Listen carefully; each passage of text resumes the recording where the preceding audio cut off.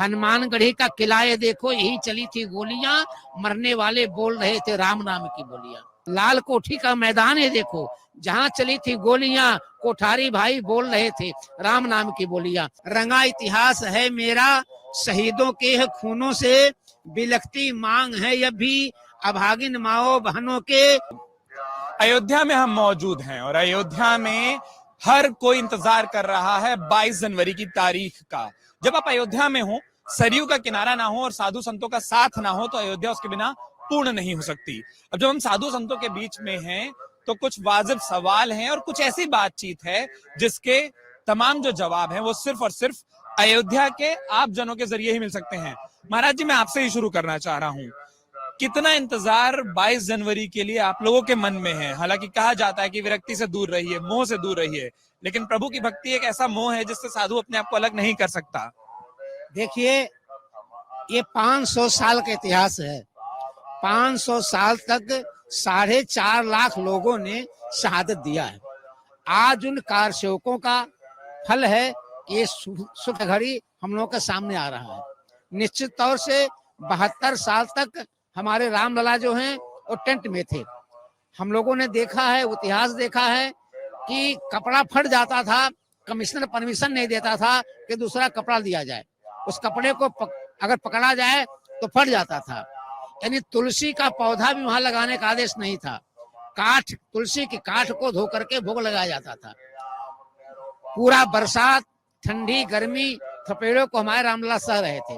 तो हम लोगों के इस प्रयास से जोगी और मोदी जैसे संत मिले हैं तो परमात्मा का आगमन हुआ है। ये जो आप घाट देख रहे हैं या हनुमानगढ़ी का सामना देख रहे हैं या दिगंबर अखाड़े के पास जो लाल कोठी देख रहे हैं, यहीं पे गोलियां चली थी।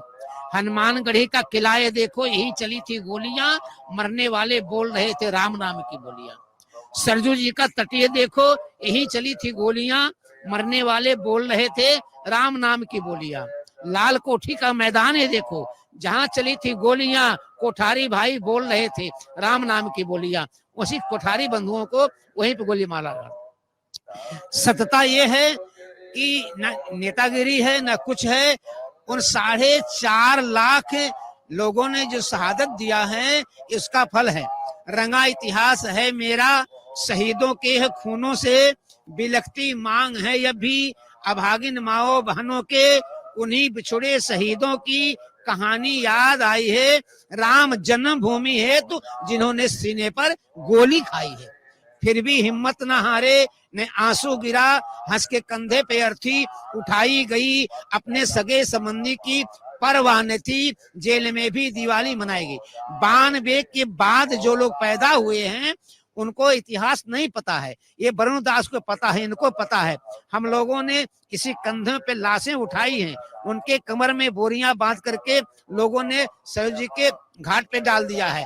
ऐसा इतिहास भी देखा है। तो उनसे न शहीदों की शहादत ना वतन से पूछिए, जिसका शौहर हो शहीद उस विधवा बहन से पूछिए, जिसका पति मर गया हो कारशोकों में उन लोगों से जाके पूछिए। आज हम लोग प्रसन्नचित हैं, बस देशवासियों से ये कहना चाहते हैं कि मत बांटो देश को, दंगा रहने दो। मत बांटो देश को, दंगा रहने दो।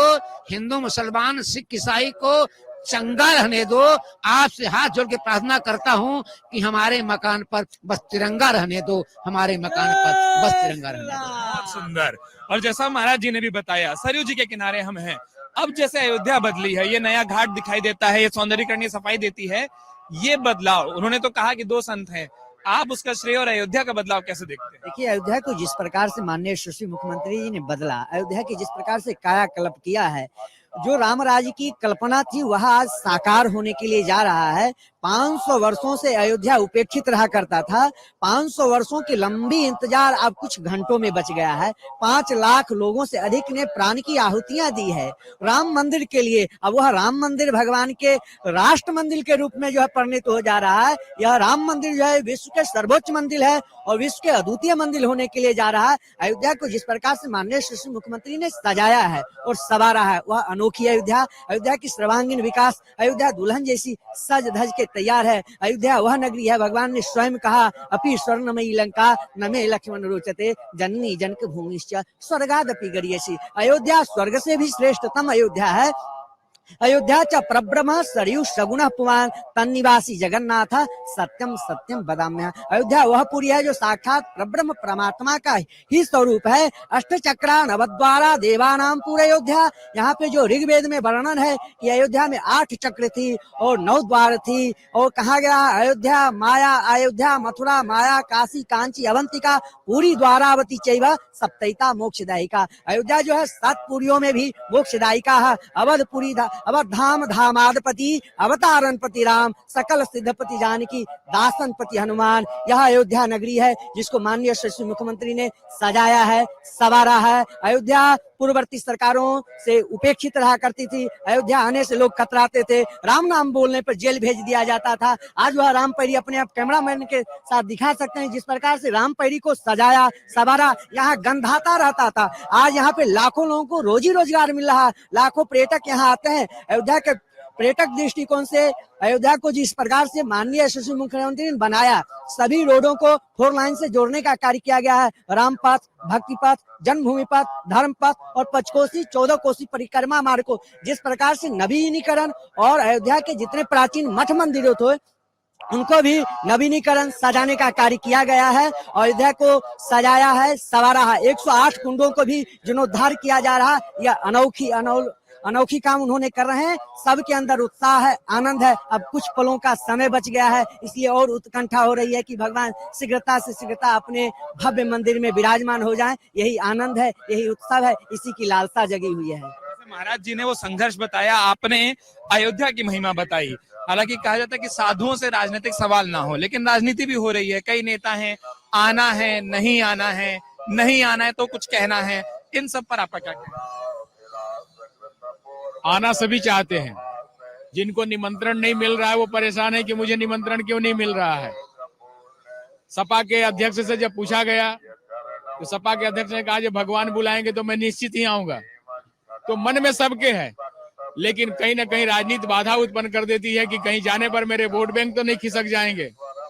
देश बदल रहा है और ये राजनेता अभी भी भारत के जनता के मूड को नहीं पहचान पा रहे हैं और दिन प्रतिदिन ये समाप्त होते जा रहे हैं। इसलिए देश की जनता जिस तरफ जा रही है, देश के जनता अपनी सांस्कृतिक स्वरूप को प्राप्त कर रही है, पुनः भारत के जो धरोहर है उसके तरफ जा रही है। इनको भी पहचान कर और उसी तरफ भारत को स्वर्णमय भारत बनाना चाहिए।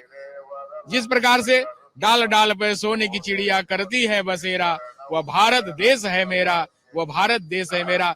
तो सबको मिलकर भारत को स्वर्णिम भारत बनाना चाहिए और तभी ये जिंदा रहेंगे। नहीं तो जो राम का विरोध करेगा उसका राम नाम सत्य हो जाएगा। राम का विरोध करेगा उसका राम नाम सत्य हो जाएगा। महाराज जी ने बहुत कम शब्दों में बहुत कुछ समझा दिया। आप लोगों की क्या तैयारी है? 22 का उत्सव आपके लिए कैसा एक उत्सव? एक ही बहुत बड़ा उत्सव है। ऐसा है कि बड़े बड़े देशों से, मतलब बहुत बहुत दूर से लोग आ रहे हैं भगवान के दर्शन के लिए। इसलिए हम लोग का बहुत ही सौभाग्य की बात है कि राम मंदिर का उद्घाटन 22 जनवरी को है। इसलिए जैसे इतिहास के साक्षी आप होने जा रहे हैं, मां सरयू के किनारे हैं, ये स्वरूप होगा, घाट ऐसे सुंदर होंगे, वो मंदिर पूर्णता को प्राप्त करेगा, ये सब कुछ सोचा था, विश्वास था, आस्था जरूर थी, लेकिन विश्वास था कि पूर्णता को भी देखेंगे।